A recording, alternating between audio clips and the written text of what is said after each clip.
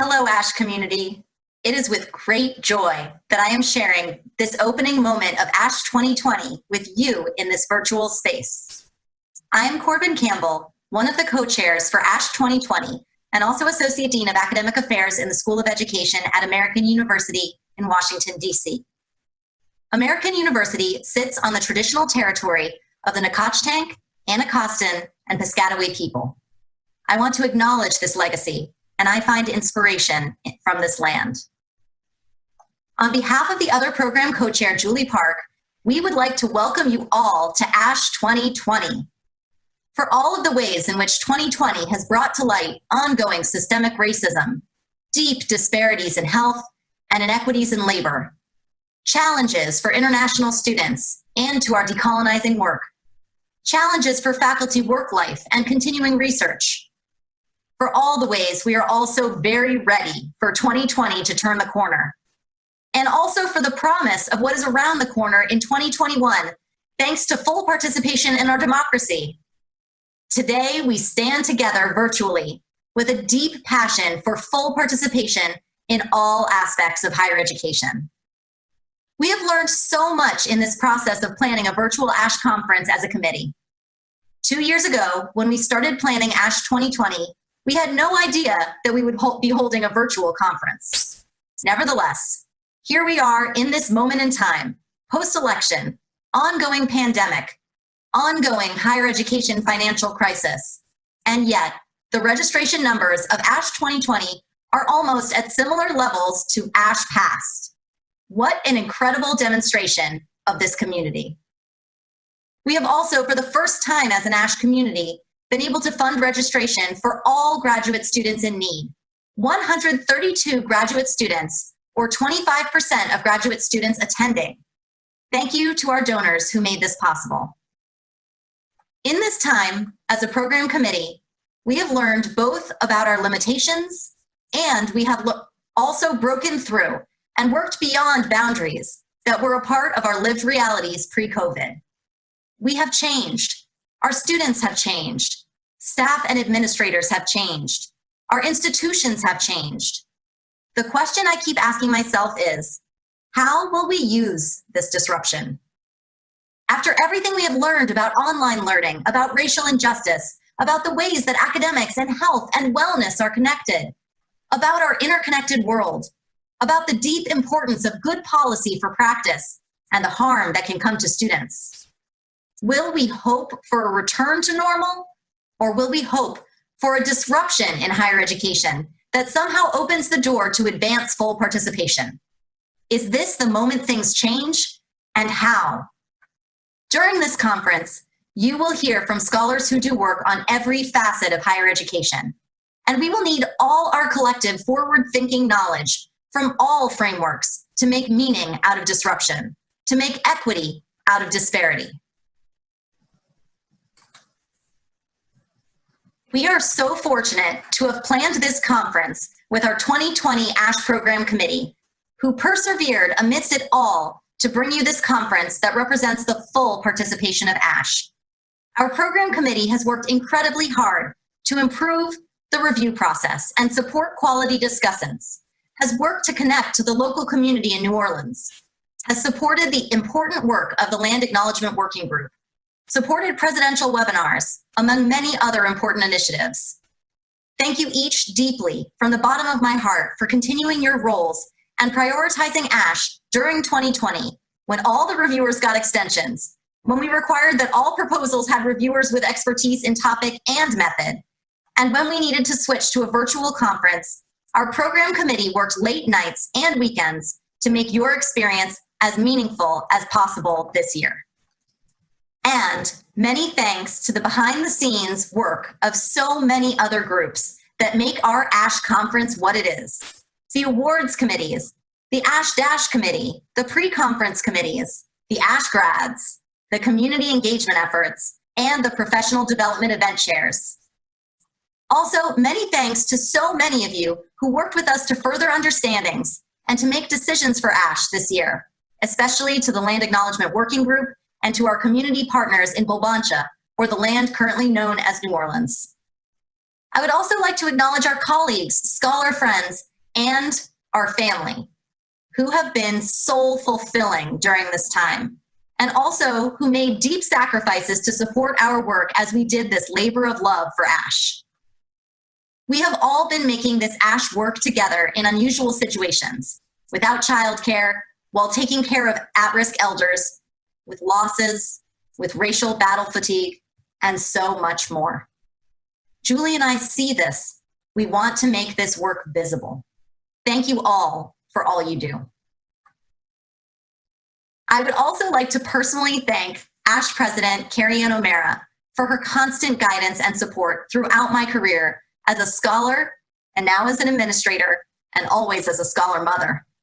Particular to this role as ASHE Program Co-Chair, I appreciate her deep wisdom in how to move ASHE forward during this tumultuous time. We are so fortunate to have an ASHE President who understands the way that scholarship can transform organizations to lead us in this moment. I can think of few people who have been so dedicated to actually see research transform institutional policies and practices as she has. Many of us do important research on higher education, but KerryAnn has worked to have the important research on faculty equity get applied to the University of Maryland, her own institution. I know that KerryAnn has taken this organizational eye to her work this year with ASHE, and KerryAnn, I have no doubt that your presidency will support the long-term thriving of ASHE as an organization. Finally, to KerryAnn for her infinite wisdom in selecting 2 program co-chairs. This would have been impossible to make this virtual lift otherwise. Julie, my deep thanks to you for the incredible amount of work you have done to make ASHE 2020 realized. And last, but certainly most, we would like to express our deepest gratitude to the ASHE staff, and especially to Jason and James, who took a decision that seemed like an impossibility and made it a reality. Let us just marvel for a moment that we are experiencing all of the in-person possible experiences across our typical ASHE community in a virtual space. We can both tell you that the entire lift for implementation of this virtual conference has been the work of the ASHE office and the incredible leadership of Jason and James. It has been amazing how seamless this transition has been from the program committee eyes, and that is due to your leadership, James and Jason, and the tireless work of the ASHE graduate assistants, Mariana Alvarez, Tim Castaneda, and Terrence Knighton. Finally, I hope that you make the most of this virtual conference. Are you interested in 2 sessions that are occurring at the same time? Attend 1 session and then watch the recording of the second one later. Make sure to use the chat or question and answer feature to ask a question from a scholar that you admire. Be sure to attend the interactive symposia sessions to engage in a format where there can be a lot of virtual interaction. Take advantage of the virtual poster sessions where you can visit them at any time and comment for authors. Drop in on a virtual lounge during a break in between sessions or attend a virtual networking event at night. Connect with ASHE grads, participate in the virtual ASHE Dash and Yogash. Enjoy and share the full participation videos that you saw right before this session. They are up on the ASHE website. I would now like to introduce some of the leaders of the ASHE Land Acknowledgement Working Group, Nicole Reyes, Heather Schotten, and Charlotte Davidson. As you know, this year we have asked all speakers to research, prepare, and deliver land acknowledgement, and they have generously agreed to help us kick off our conference by sharing some of their reflections on the land.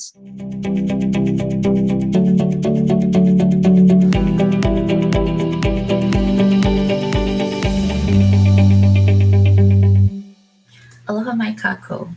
My name is Nicole Alia Salas Reyes, and I am Kanaka Oiwi.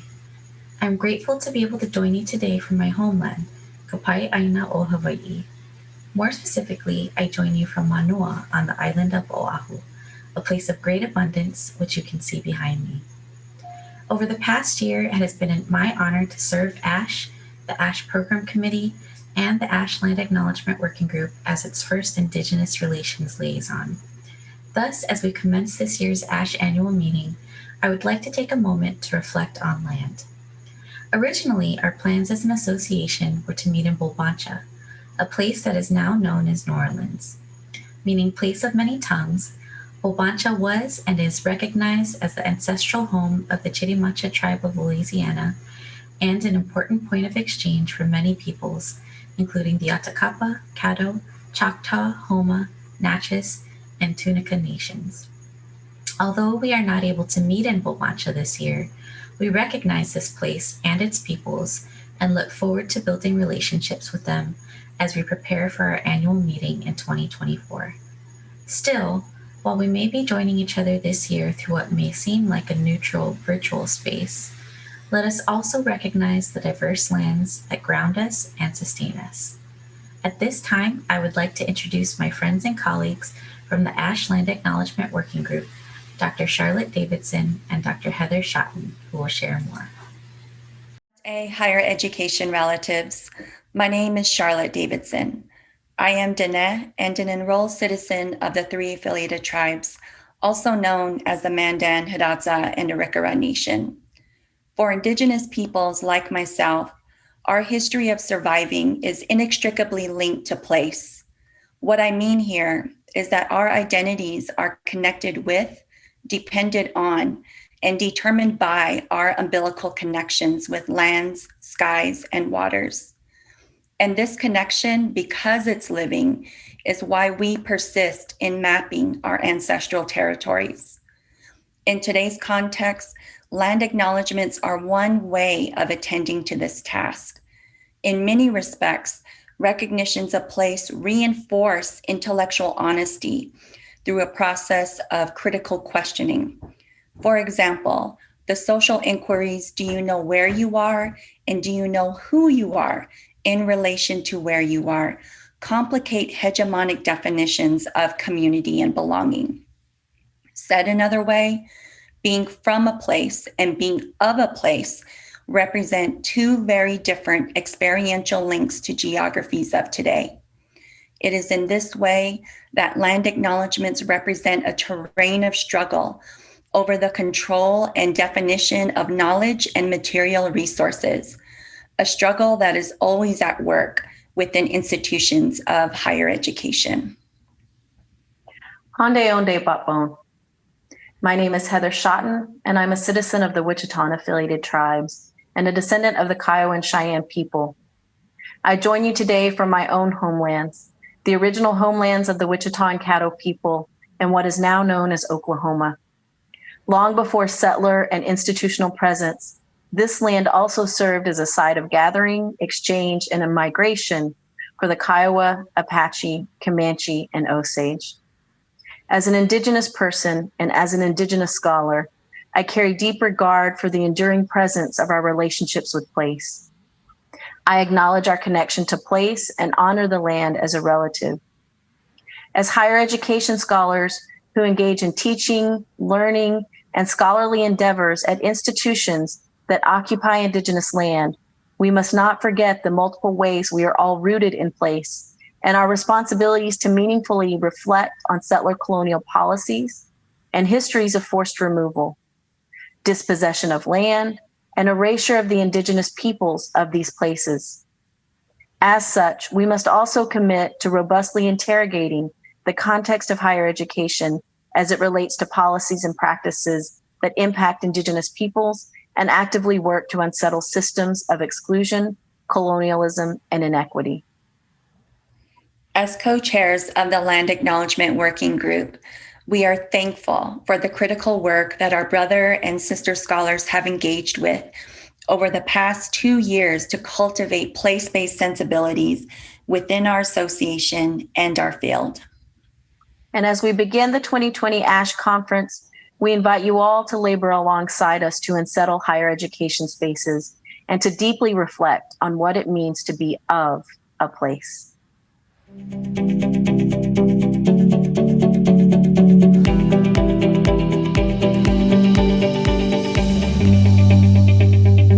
It is my privilege and honor to introduce Dr. KerryAnn O'Meara, our ASHE president. KerryAnn has led ASHE with grace, strength, and hope during a time previously not experienced by our association. Her engaging manner brings colleagues into ASHE as she lives out her conference theme of advancing full participation. KerryAnn embodies in every aspect of her life Strum's concept of full participation, which refers to the value of creating spaces and places that enable people, whatever their identity or background, to thrive, realize their capabilities, and engage meaningfully. With a virtual conference, I was afforded the opportunity to bring in more voices into this introduction. So many have benefited from KerryAnn's commitment to creating a community of full participation by belonging to and flourishing in ASHE. KerryAnn created full participation for me. As a scholar, she connected me to other community-engaged researchers. As a mom, she modeled how to be present for her family while deeply committed to her career. And as a friend, she listened and helped me realize my own full potential. Today, I offer just a few of the countless voices who have thrived because of KerryAnn's commitment to full participation. I really appreciated having the opportunity to observe KerryAnn really thoughtfully balance her identity as a scholar and innovator and thought leader in higher education with this commitment to making institutional change and engaging in the work of transforming the University of Maryland into a more equitable environment for all faculty and students. And seeing this in her has really inspired me to think differently about the contributions that I want to make both to our field as a whole as well as to my home campus. One of the most meaningful ways KerryAnn has facilitated my full participation in higher education is by showing me the ways that we can live full and enriching lives inside and outside of the academy. She is, of course, an amazing researcher, scholar, teacher, and administrator, but she commits that same energy to her friends, her community, and her family. She has shown me that full participation is best facilitated when you are doing the things that you find fulfilling and meaningful, and when you find ways to do those things with the people that you really enjoy. And for that, I really thank you, KerryAnn. So I've known KerryAnn now for a number of years, actually, starting from when I just started at the University of Maryland, College Park. And even when I flew 3,000 miles away to start my PhD at UCLA, she's continued to embody full participation in so many different ways. From giving me feedback on my written work to letters of recommendation, and even now as her postdoc, I can continue to count on her to be in my corner and to keep the team motivated. So thanks so much, KerryAnn. When I approached KerryAnn to express my interest in getting involved with research, she included me in a project that aligned with my research interests and factored in the constraints on my time as a part-time PhD student. My involvement in that project piqued my interest in a new area and facilitated connections with other students. KerryAnn advances full participation by developing scholars whose contributions are unique because they feel valued. Every day for the past 25 years, I've been in awe of KerryAnn's ability to maximize her professional life while raising 3 amazing daughters. Since her daughters were born 20 years ago, KerryAnn has been to dozens of conferences, several hundred universities, where she has sparked change by improving higher education through promoting inclusive practices, which have created a more diverse faculty across this country. Back when we had conferences and meetings in person, you might have wondered, where's KerryAnn? Most likely, she was in an airport catching the last flight home, so she could be in an 8 a.m. soccer game, an orchestra concert, or just giving a kiss goodnight. Regardless of KerryAnn's accomplishments, past, present, and future, I'm confident that raising 3 strong, confident, and yes, fully participating daughters will be her greatest achievement. Hi everyone, my name is Dr. Lely Gonzalez, and I'm honored to share with you how Dr. KerryAnn O'Meara opened the door for me and allowed me to contribute more fully to the study of higher education. Back in 2004, I was a graduate student interested in studying faculty evaluation issues. Specifically, I wanted to use a critical lens and understand how faculty legitimize one another in their evaluation processes. I found Dr. KerryAnn O'Meara's 2002 piece on faculty evaluation, and it gave me the vocabulary that I had been looking for. It also helped me to understand more pragmatically how evaluation happens in the academy. Since then, Dr. KerryAnn O'Meara and I have talked extensively about evaluation. She's always provided good advice and a listening ear when I have questions about scholarship and my own career advancement. Thanks, KerryAnn, for all that you've done for the field and for the study of faculty evaluation. All the best. So KerryAnn has done so many things over the course of my career to support my full participation in ASHE and also the field of higher education. It's so hard to limit, but I will say that one of the things that I will always hold dear was how she deeply supported my identity, both as a scholar and as a mother, helped to role model what it was like to have fulfilling paths on both of those sides, and helped me to feel ultimately secure in my identity as a mother scholar. Hey, KerryAnn. What a year. So let me just take a moment to say thank you for everything you've done for ASHE during this rather memorable year. So like your conference theme, you've taken Susan Strum's concept of full participation as your guiding principle. It has served as the architecture for how you've led ASHE toward an inclusive association that strives to ensure belonging and reminds each of us of our value. In advancing full participation, you have embraced multiple groups, viewpoints, and styles to orchestrate our national association. ASHE is the collective group, which we call our academic source of knowledge, our academic network of friends, our academic identity as scholars contributing to bring social change that advances fairness, differences, and opportunities. You advance full participation even during an unusual time. Certainly none of us expected this pandemic, but you helped create feelings of calmness, confidence, and hope, which I gotta say, as a budget and finance chair, I'm pretty grateful. Thank you, KerryAnn. ASHE is better off as an association under your leadership. I am confident that the 2020 conference will be as amazing as we all envisioned. Thank you again. For me in our field, KerryAnn lives full participation in 3 ways. As a research leader, she strives to deploy the full richness of contributors' ideas and talents. As an educational activist, she brings out our most generative and generous capacities. As a teacher, she rallies us to live in what Maxine Green would call a state of ever awakeness to the world as it is, while imagining what the world might become, then daring us to do something about it. KerryAnn, we can't wait to hear your talk.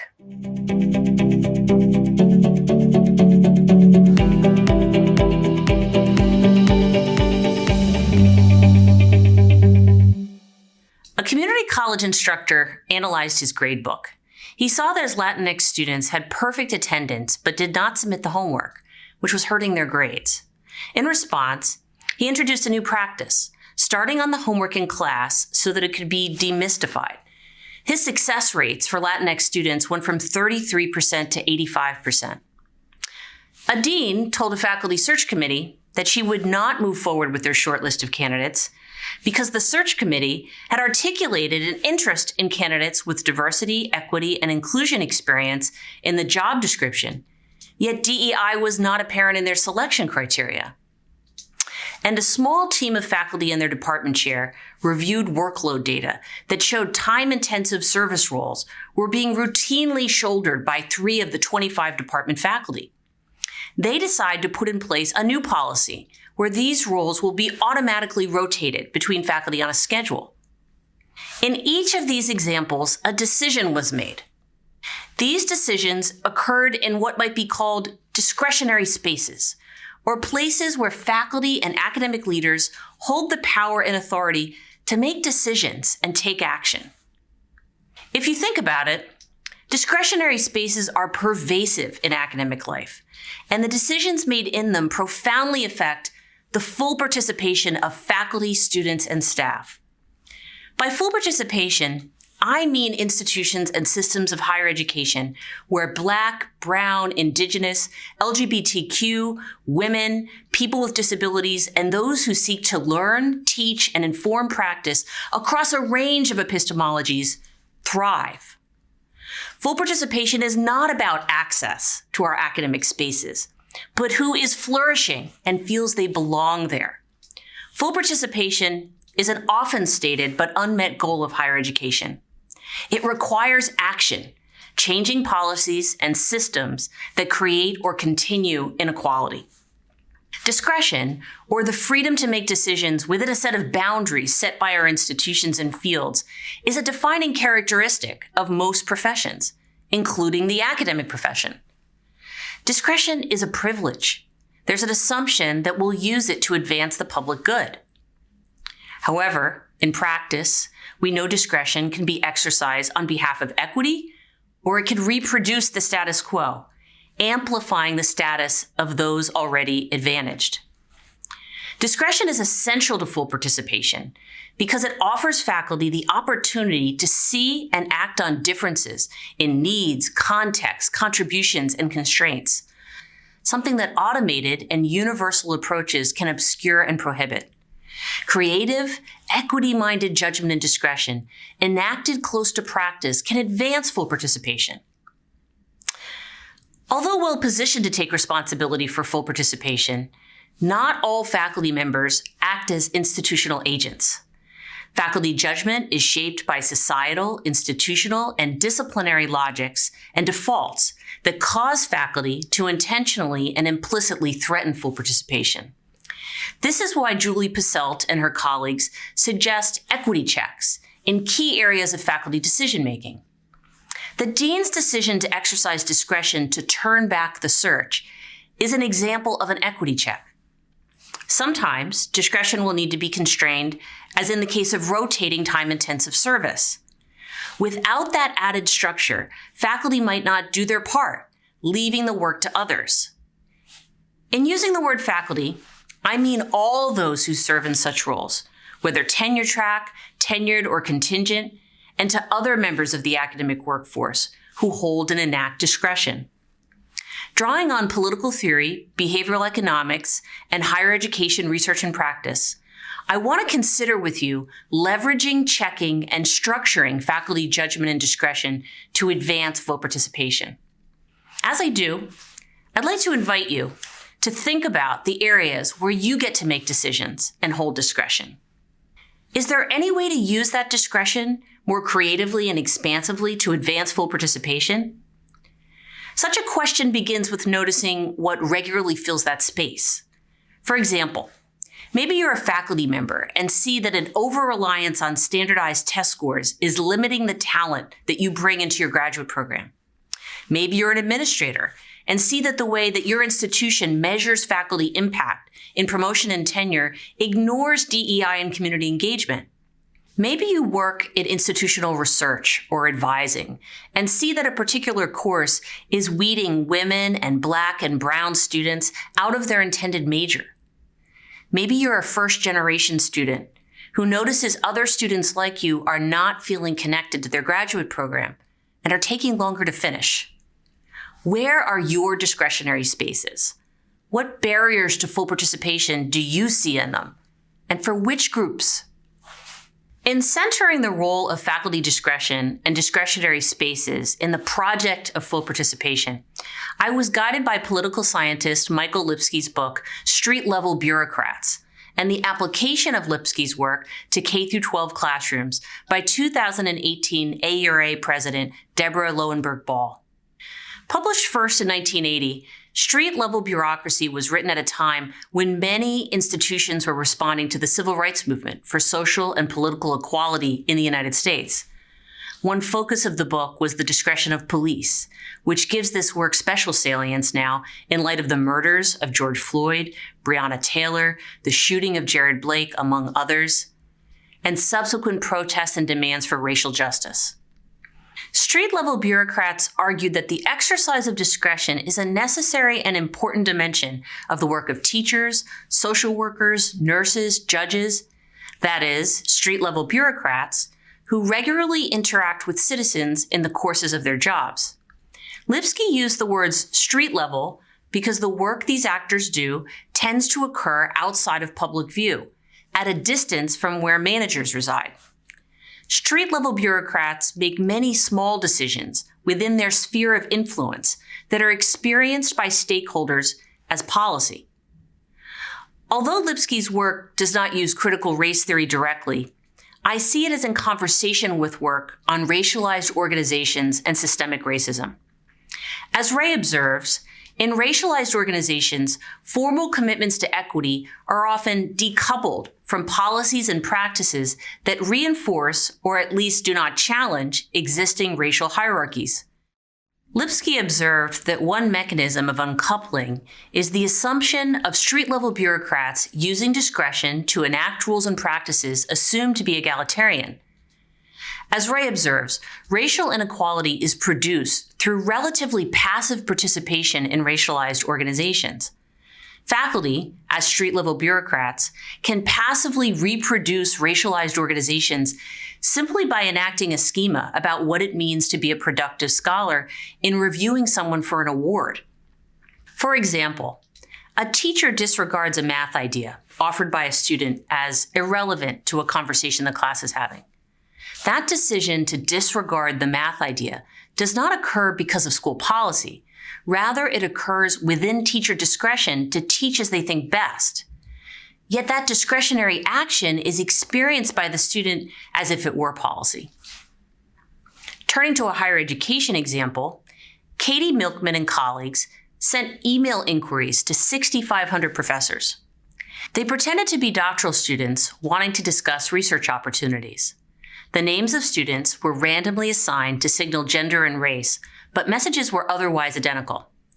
Faculty were significantly more responsive to students assumed to be white males than to all other categories of students collectively, particularly in higher paying disciplines and private institutions. Faculty, acting as street-level bureaucrats, responded to students outside of managerial review, using their own discretion, and social biases shaped their response. Prospective doctoral students, however, would experience such email responses or a lack thereof as who their institutions value. In a more positive example, when campuses were closed due to COVID-19, many faculty participated in makeshift porch graduations. Faculty did not participate in porch graduations because of a university policy. Rather, they wanted to recognize the extraordinary one-time event in a graduate student's life when they become a doctor. Dworkin encouraged us to think about discretion as the hole inside a donut, writing that discretion is not the absence of principles or rules, it's the space between them.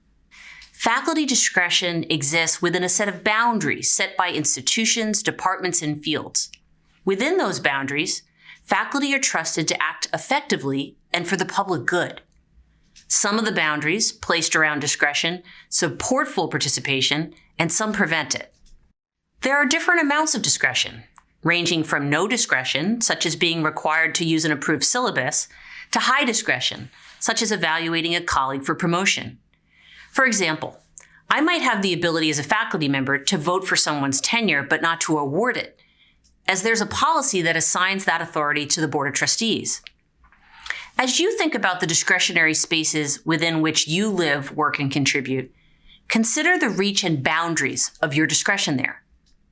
Where do the constraints placed on your discretion facilitate equity, and where do they prevent it? Where might you have unleveraged discretion that could be tapped to address equity gaps?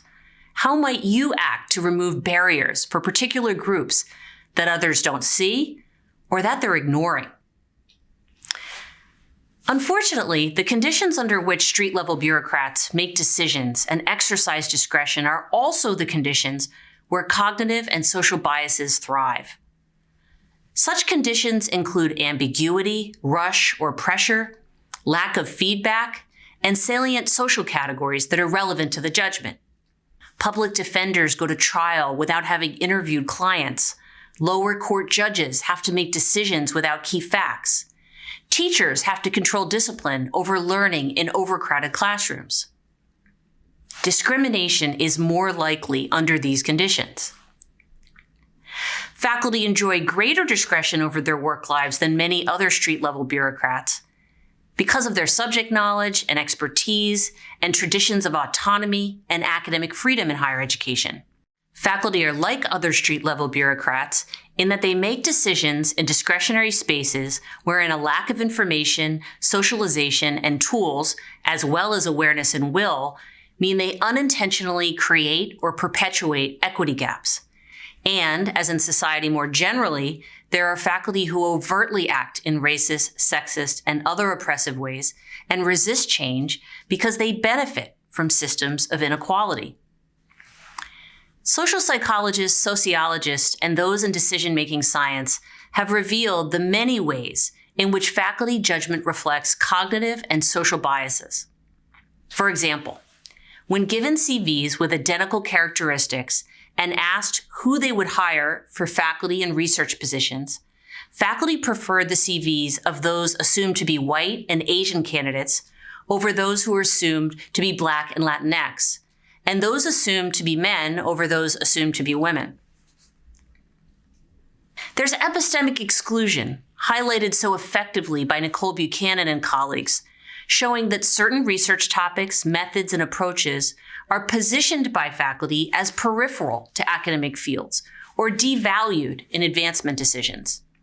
Research topics focused on historically minoritized communities have been less successful in NIH grant competitions. In bringing this research into view, I want to be clear that I believe that it's a complement to, not a replacement for, the extensive work on structural racism, sexism, homophobia, classism, and rankism, which is critical work to advancing full participation. Because it helps us understand interconnected and intersectional barriers that shape the cumulative experiences of those historically minoritized. Plausible deniability is a common response of faculty and academic leaders to the research I shared, as well as climate surveys conducted by Harry, Coach, and disciplinary associations showing Black, Brown, women, and LGBTQ faculty experiencing greater stress and less legitimacy. The argument is, if the exclusion of some groups or privileging of other groups occurs outside of formal policy or practice, if it occurs in places with unregulated discretion, we as individuals, departments, fields, and institutions are not accountable. It's out of our hands. But we know we are responsible. We are not only the product of formal curriculum, hiring, mentoring, salary, promotion and tenure, and advancement policies, the constraints we place on discretion. We are responsible for what we enact. As the work of Estella Ben-Simone has underscored so well, that is what it means to be equity-minded. We are accountable for historical and continuous exclusionary practices, policies, and programs that cause inequality. Although many are inside, the sources of disparities may be outside our institutions. However, if we want to remedy those disparities, we have to use our power and resources, our best assets, which include the academic workforce, to address equity gaps, no matter the source. As Gary Rhodes observed, we are the higher education we choose. Higher education is, of course, not alone. There are other fields where practitioners enact and encounter racism, sexism, and other oppressions in discretionary spaces. Given this, I was interested in efforts taken by other fields to leverage, check, and structure discretion. Let's consider criminal justice first. Biases against Black defendants are well documented in almost every step in the judicial system. Prosecutors have been observed to have practically unreviewable discretion, deciding whether to charge and what crime to charge, making decisions whether or not to offer a plea bargain, which jurors to strike, and how to frame the defendant in closing arguments. The recent AG handling of the Breonna Taylor case illustrates this point. The criminal justice system has experimented and struggled with eliminating or tempering discretion. For example, reform efforts to ban the box, noting time served in prison, caused employers to discriminate more against Black and Hispanic workers by inviting guessing. Rather than reducing discretion, the 3 strikes law in California shifted discretion from judges to prosecutors. The use of body-worn cameras to check police discretion and behavior was found in one randomized trial to have no tangible effect. There are, however, some successes. Realizing the large number of Americans that fail to appear in court for lower-level offenses, triggering warrants for their arrests, equity-minded agents redesigned the summons form. They provided text message reminders that resulted in 30,000 fewer arrest warrants over a 3-year period in New York City. This example is what behavioral economists would frame as changing the choice architecture around the decision to appear. Equity-minded agents from the National Center for State Courts have worked with judges to reduce bias in court decisions, to add periodic review of and feedback to judges, and to determine when 3-judge courts are necessary in high-stakes decisions. Medicine is another area struggling with judgment and discretion. Implicit biases shape patient-provider interactions, treatment decisions, and health outcomes. Studies have shown that race and gender independently influence how physicians manage patient chest pain, and discrimination against Black and Hispanic patients shape how pain is treated in emergency rooms. Francesca Gino and colleagues studied what happened after the Food and Drug Administration issued a statement warning that drug-eluting stents used in certain conditions were causing blood clots and death. Ironically, the more experience surgeons had, the more they felt like experts, the less likely they were to update their beliefs and change how they used the stent. There are, however, some success stories. For example, researchers have found that when a surgical team works through a checklist before surgery, they reduce complications due to infection. Sapna Cherian points out that one of the reasons that the surgical checklist works is that it corrects for a male default confidence bias and improves communication and respect among the team. The University of Maryland Health Advocates and Research, or HARE project, is an effort to reduce health disparities through blood pressure, diabetes, and other health and wellness screenings. Realizing that the discretionary space within which healthcare was being delivered was in and of itself part of the production of disparities, the HARE project designed a third space. HARE leaders engaged trusted mentors of Black communities to partner with health professionals to offer health screenings in Black-owned barbershops, improving healthcare access and outcomes. Such an effort is reflective of Ray's observation that racial inequality is not merely in organizations, but of them, meaning that racial justice sometimes requires, as Alicia Garza has stated, dismantling and stopping the use of systems creating inequality. Patricia Hill Collins has written that K-12 teachers are frontline actors with a great deal of discretion. Teachers can be facilitators of discrimination or leverage racial justice. Deborah Ball observed that K-12 teaching is dense with discretionary spaces.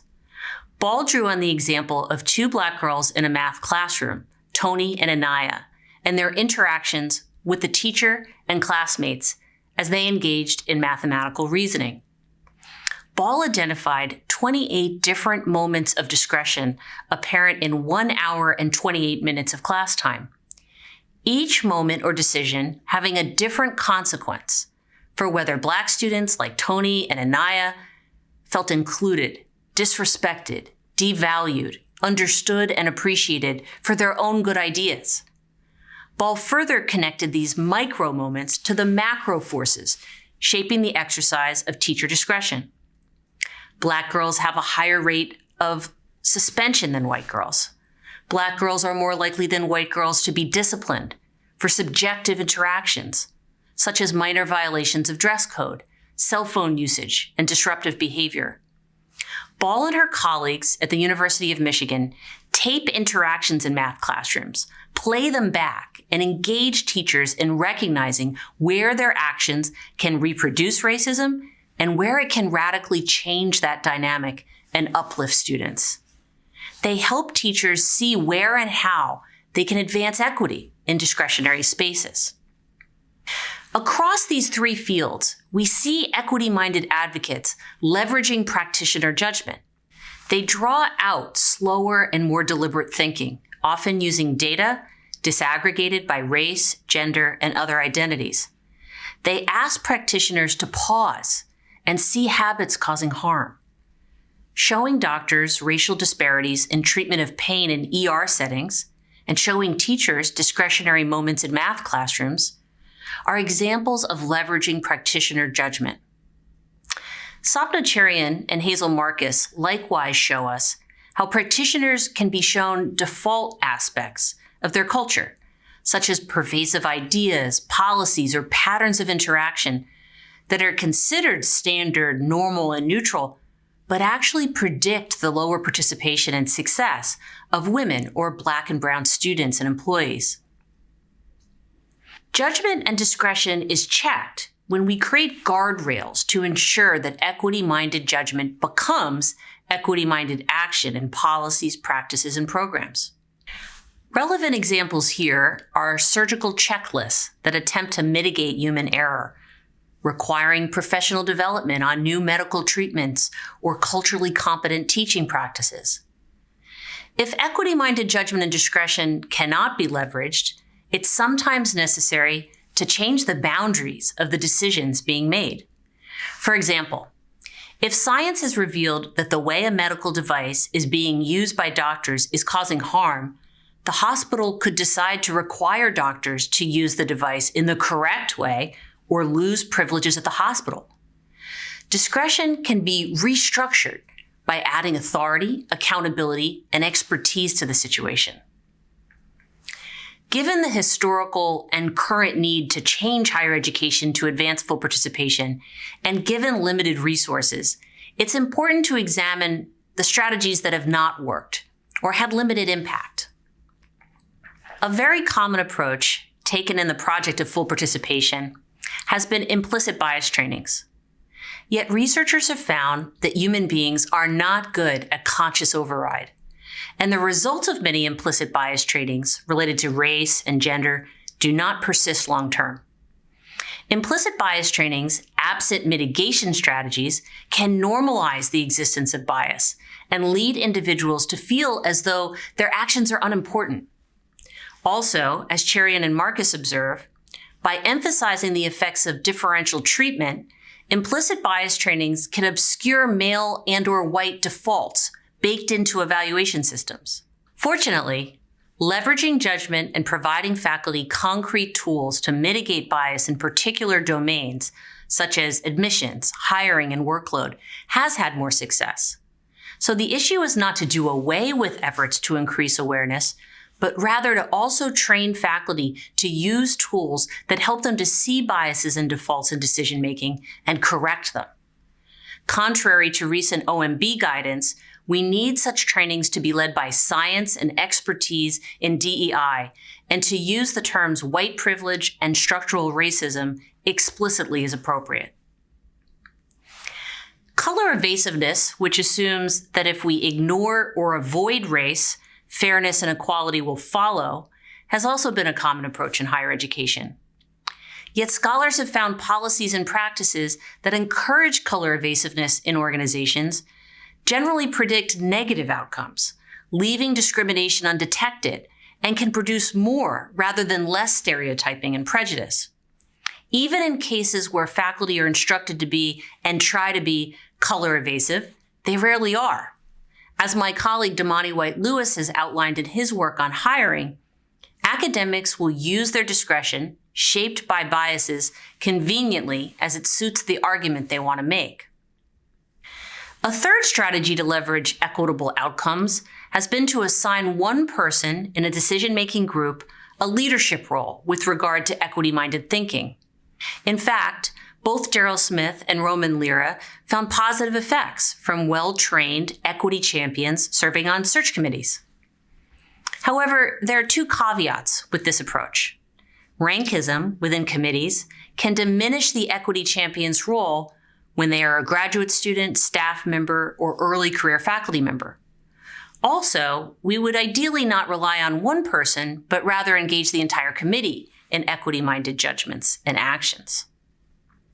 Fourth, many efforts to leverage equity-minded judgment have been one-size-fits-all, and assumed faculty and academic leaders were entering their discretionary spaces with the same knowledge, awareness, and habits with regard to seeing and advancing full participation. We know from much research that this is not true, and many of the more successful efforts have focused within disciplines or departments where particular logics, defaults, and habits can be interrogated and understood in relationship to full participation. So on the one hand, higher education work environments are porous and reflect our larger society. Faculty judgments in discretionary spaces can come wrapped up in arguments of expertise, disciplinary logics, practitioner knowledge, defaults, and privilege, and act as part of the glue that keeps structural inequalities in place. Given this, the logical conclusion is to eliminate or severely limit faculty judgment and discretion. However, just as in the examples of medicine, criminal justice, and K-12 teaching, when we try to eliminate faculty decision-making in a discretionary space with high stakes for equity, we can also reproduce inequalities. For example, compared to white faculty, Black, Brown, and Indigenous faculty have faced distinct health and financial challenges during the COVID-19 pandemic.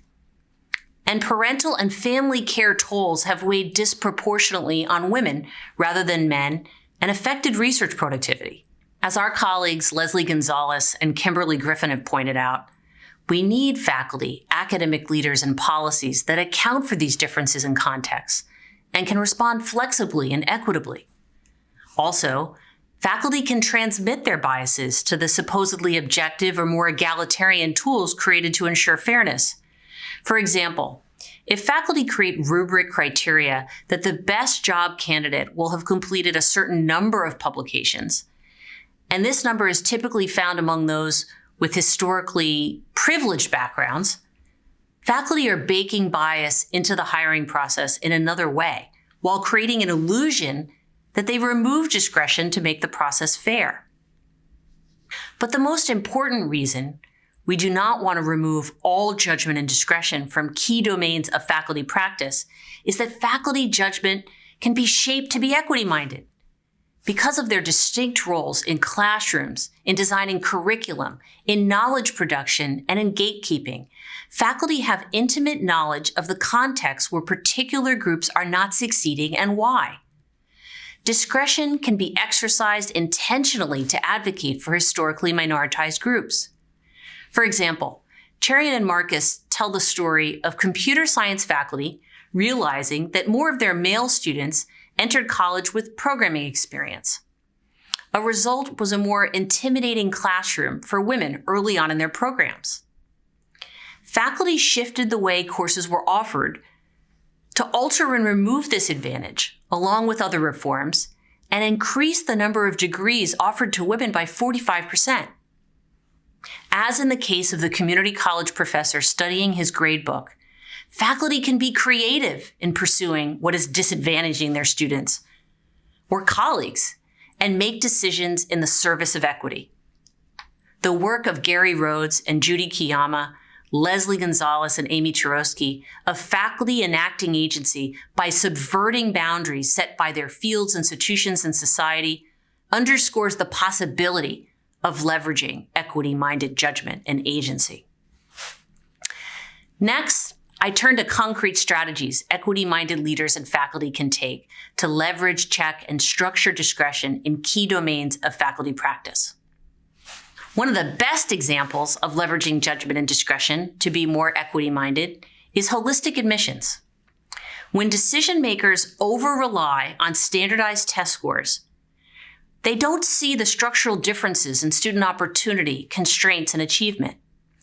Michael Bastido and colleagues found that providing detailed information on high school contexts increases the likelihood that admissions officers recommend admitting an applicant from an underserved high school.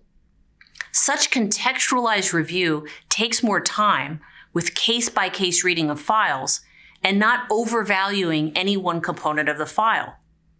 There are also equity checks built into the system, such as 3 or 4 different admissions officers reviewing a file.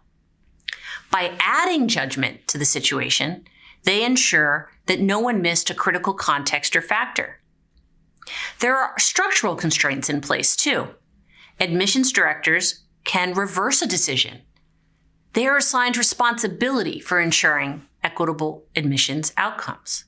Similarly, Julie Passelt and colleagues work with graduate faculty to see inequities that are baked into standardized test scores. Rather than over-relying on those scores and the prestige of undergraduate institutions, Baselt and colleagues encourage faculty to pay attention to criteria that are individually likely to advantage different groups. They recommend scheduling equity checks throughout the review process to ensure that outcomes are not overly shaped by any one criteria. However, what if such strategies are employed and faculty still admit a very white or very male student body? What if the move to test optional admissions unintentionally produces a less diverse student body? This is where we need, as Estella Ben-Simon has observed, system-changing responses. Structural strategies are needed. For example, realizing the need to repair and remedy long periods wherein no Black students were admitted, the University of Chicago English Department decided to admit only students who wanted to work in Black studies in 2021. The program faculty exercised judgment and discretion in making this decision, but also added a new constraint or set of boundaries for their admissions process. This decision also shifted resources to remedy historical and continuous equity gaps in admission to doctoral study. Turning to the issue of hiring, much effort has gone into professional development. Often the emphasis is on trying to get a search committee to pre-commit to decision criteria before they conduct evaluations. Studies show that when evaluators write down, commit to, and are reminded of criteria prior to reviewing candidate materials, they're more likely to rely upon the criteria and not bias in their judgments.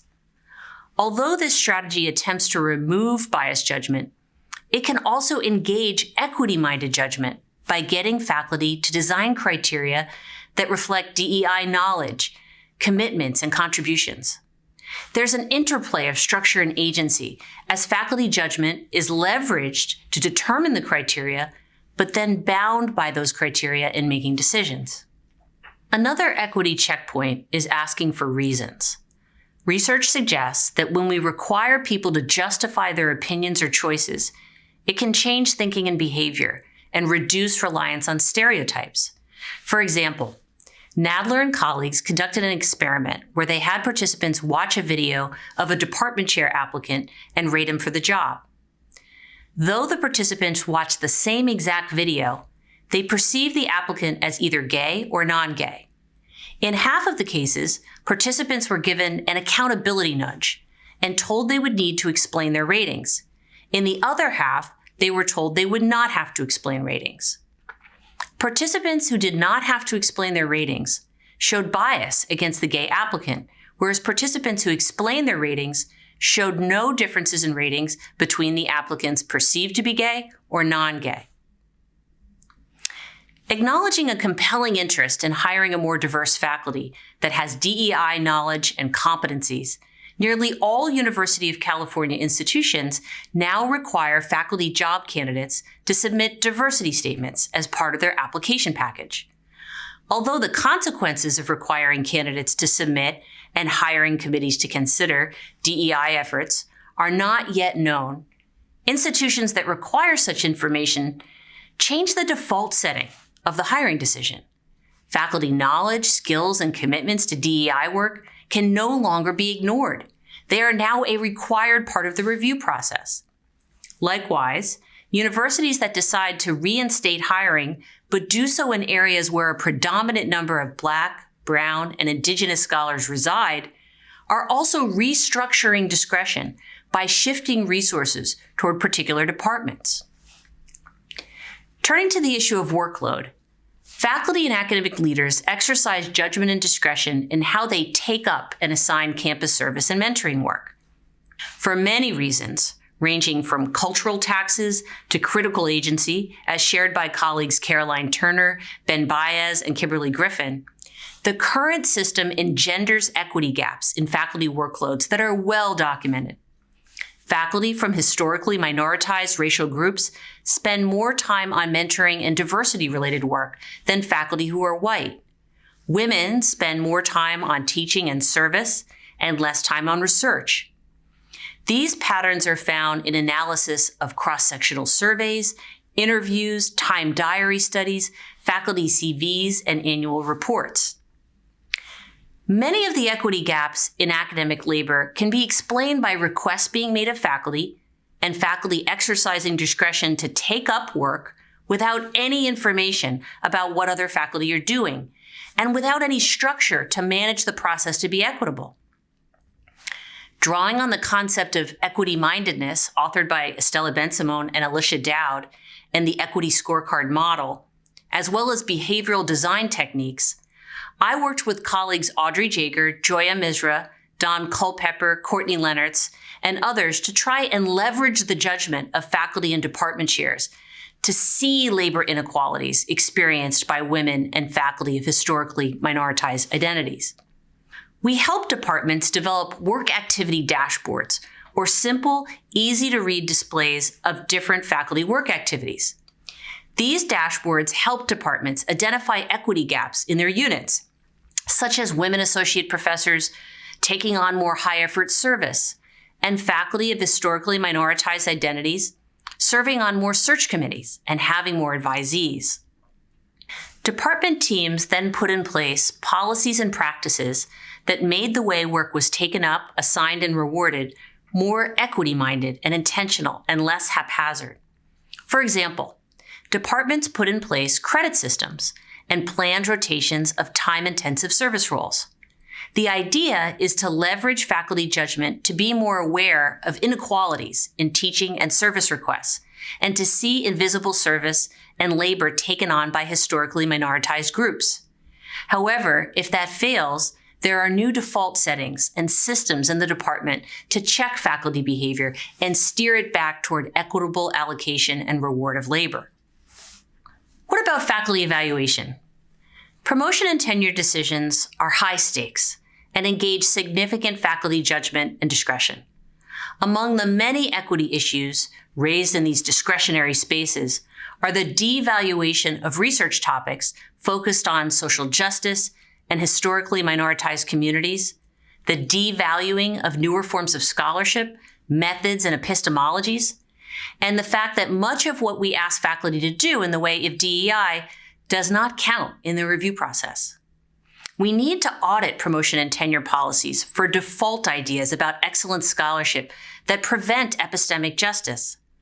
Colleges and universities can also leverage equity-minded judgment through workshops that help faculty to see inequality manifested in teaching evaluations, external letters, citation counts, and professional networks. For example, the University of Michigan STRIDE program trains committees to break exclusionary habits when topics, methods, or epistemologies differ from those in the center of their disciplines. Such efforts to leverage faculty judgment are critical to improving the integrity and legitimacy of faculty evaluation. However, when such efforts fail and promotion and tenure decisions reflect privilege, epistemic exclusion, racism, sexism, and other forms of oppression, it is critical that academic leaders have the ability to review and overturn such decisions. Such oversight is a way of checking discretion. We can also try to restructure what counts. For example, I'm working with colleagues to understand whether promotion and tenure committees would weight DEI more fully if it was presented in a different format, and if there was a weight assigned to DEI when using a rubric.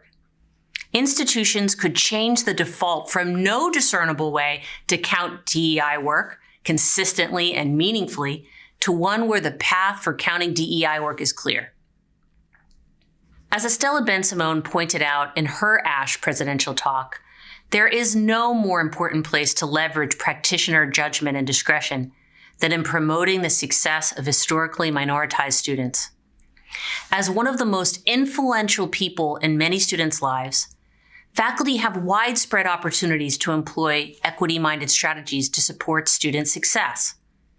The Equity Scorecard Project, described by Estella Ben-Simon, was built on a practitioner as researcher model and engages small groups of faculty and other practitioners in teams to examine student data disaggregated by race and ethnicity and other identities. Estella Ben-Simon and Alicia Dowd have observed that a critical aspect of this project is that the data shared is close to practice, with solutions constructed with local knowledge by local practitioners. In other words, they engage and leverage practitioner judgment. Likewise, California State University leaders sent faculty a link to student success dashboards. Faculty could click and see the courses in their major with the largest GPA gaps between first-generation and non-first-generation students. Both examples underscore the point that those closest to an equity gap will be in the best position to see it and take action. However, Ben-Simone also points out that it can be faculty members' implicit deficit interpretations of unequal outcomes that threaten the success of Black, Brown, and Indigenous students. College classrooms that do not attend to student prior experiences, emotion, racial, cultural, and other identities can deprive students of, as Anna Newman observed in her presidential talk, the freedom to learn. There is not a standardized test that can replace teacher judgment and discretion. In their work on convergent teaching, Aaron Pallas and Anna Newman outline how faculty can pull in student prior experience and identities and position them in conversation with disciplinary knowledge to advance learning. Likewise, KerryAnn has found faculty can make small changes in their classrooms, such as the posters on the wall, that change whether women and Black and Brown and Indigenous students feel that they belong there. Faculty can act as institutional agents who seek out and sponsor historically minoritized students as advisees, TAs, and research partners. Faculty can engage in epistemic exclusion by turning away dissertation ideas that relate to social justice, or they can help students develop those ideas. Faculty can utilize assessment tools created to see if their syllabi reflect authors of multiple identities and standpoints.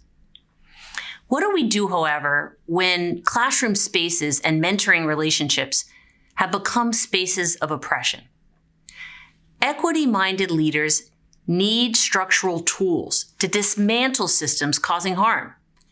Examples include removing graduate status when there's evidence of sexual harassment or racist behavior, and requiring reform of courses disproportionately weeding Black, Brown, and Indigenous students out of certain majors. Sometimes constraints need to be lifted. For example, releasing faculty from the structures of standardized syllabi that perpetuate the myth of universalism, that all students need and will succeed with the same approaches.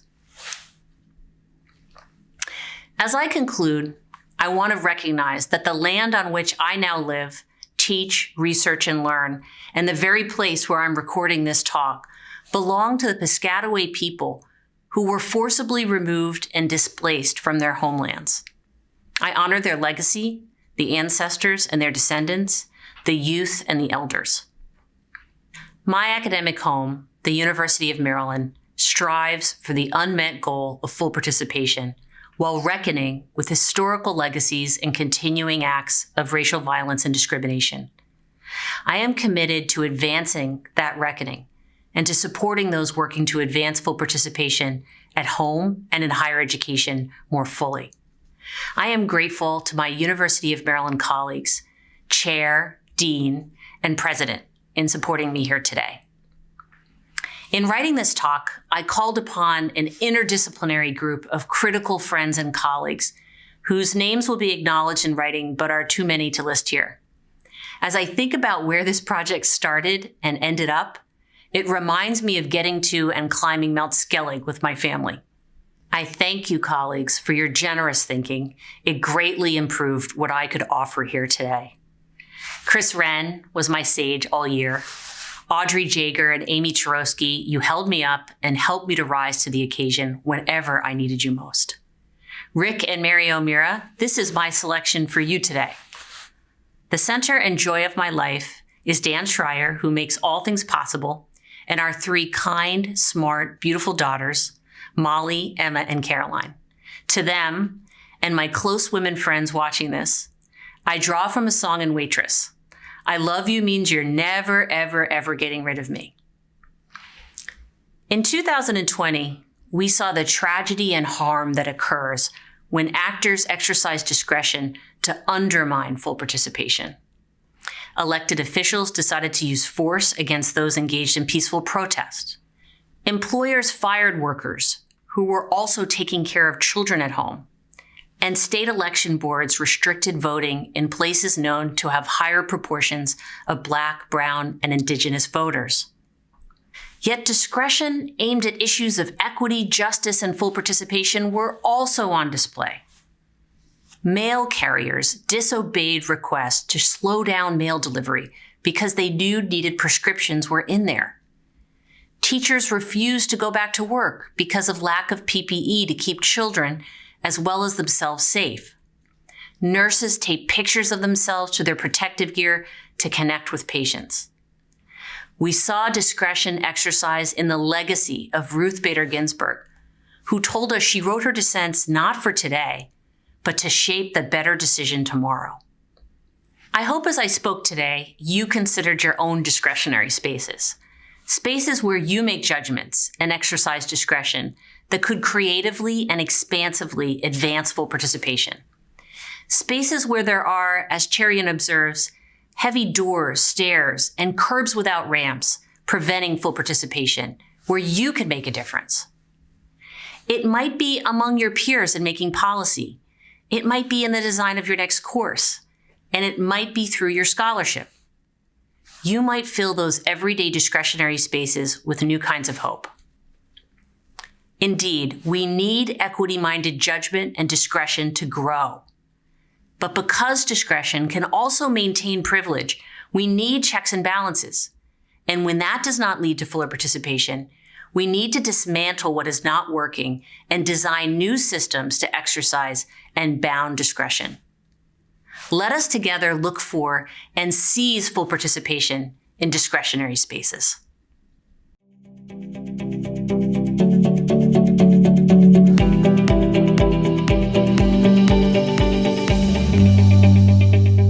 Thank you so much, KerryAnn, for that thought-provoking talk, which helps us better understand the role of discretionary spaces in advancing or blocking full participation, as well as concrete steps that we can take to advance equity.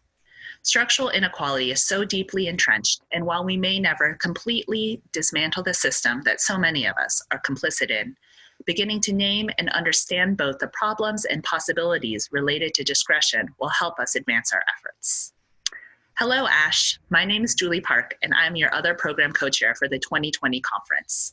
I want to recognize that my home institution, the University of Maryland, occupies land that was originally inhabited by the Pecastaway people, and I pay my deepest respect and appreciation to their legacy and contributions, both past and present. So we have an incredible conference lined up for you, and again, we thank everyone who worked so hard to make this virtual conference happen. From those who submitted proposals to our dedicated peer reviewers, so many of you, and the outstanding service of the program committee. Everyone did this during a year of exceptional chaos, and I especially want to thank the tireless efforts once again of Jason James and the ASHE office, as well as my program co-chair, Corbin Campbell. They all covered me while I was on parental leave, and I appreciate that they definitely understood that sometimes advancing full participation means sitting out for a season. And of course, I want to thank KerryAnn again for her leadership and steering of the ship. So some things that we can look forward to in the coming days. We are especially excited for the vast array of presidential and invited sessions that have been assembled. So for example, today we have sessions on sustainable coalition building, public scholarship, and the 2020 elections' impact on student learning. Thursday, we have presidential sessions on seizing equity in classrooms, free college policies, our engagement with the Louisiana Office of Student Financial Assistance, legal violence against undocumented students, and epistemic exclusion against faculty. Whew, there's a lot. Friday, we have presidential sessions on anti-racism in higher education. We will feature Louisiana University presidents who will reflect on this crazy, crazy year. We have a viewing from the Full Participation Video Challenge project, and also a Meet the Press session where we'll feature journalists in conversation. And Saturday, among other sessions, we have sessions on the research to practice projects that we conducted with partners in Louisiana, and as well as lawyers from the NAACP and Lawyers Committee for Civil Rights, who will report on the UNC affirmative action trial that just wrapped up. We also encourage you throughout the conference to check out the fabulous posters that are on display in the virtual space. We also have 2 outstanding keynote speakers here to talk about their work in advancing full participation, and I'm so excited to learn from both of them. First, we have Dr. Sapna Cherian of the University of Washington, where she is professor of social psychology. She will introduce her concept of defaults to us, helping us understand the impact of defaults on bias and highlighting key mechanisms that block full participation and helping us imagine possibilities for dismantling barriers. That will be Friday at 10 a.m. Central. Then we'll also have Dr. Freeman Habrowski, a true living legend who has made a tremendous impact during his 28 years and still going tenure as president of the University of Maryland, Baltimore County, and nationally as a pioneer in advancing equity in STEM and beyond. Dr. Habrowski's talk will be Saturday at 10 a.m. Central. And of course, it would not be ASHE without receptions, networking, socializing, and mingling. This year is definitely different with the virtual format, but we hope that you'll still be able to have restorative and thought-provoking conversations that refresh and challenge you during these difficult times. We also have a variety of ways to get your body moving. So we have Bar Bash with Dr. Lisa Rubin on Thursday morning, Yogash with Dr. Kimberly Griffin on Friday morning, and then the ASHE Dash whenever you need to get in a good run to help battle Zoom fatigue. We know that 2020 has been and continues to be an incredibly tough year for all of us. We hope that this year's conference will give you a little space to be inspired, rejuvenated, and challenged. Thank you for the opportunity to help plan ASHE 2020, and we hope that you will have a wonderful conference experience. Thank you.